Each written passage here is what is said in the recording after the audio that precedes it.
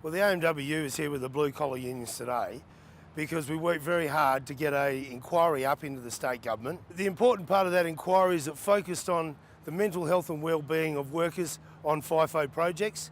As you know, we've got an epidemic of suicides in the industry. My husband, Anthony, took his life the night before he flew back to his job out at Wheatstone in Onslow. He was due to fly back that very next morning, usually a day or two before he would fly back to site. He'd get quite moody and silent, but he went missing this time, and since that evening Anthony disappeared, and when I found him, my whole life has been turned upside down and shattered. The treatment I received from the company he worked for has just been horrific. I'm hoping that the Parliament will see that there's a lot of people that are also concerned and care about the industry and the workers. These guys are working 4 weeks on, 1 week off.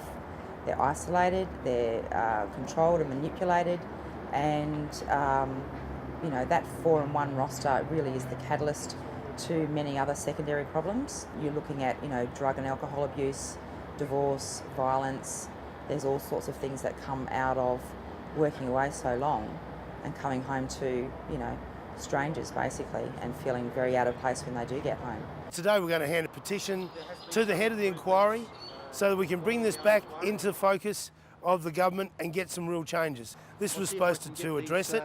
We come out with some key factors around making sure there was family-friendly rosters, making sure that we had good communication on the site, peer representation on the site, and more importantly, a way back to site if you do have to have an issue.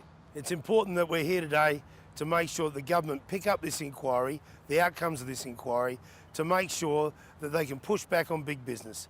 If they're not prepared to put these things in place, it's showing the rest of society that big business is running the government.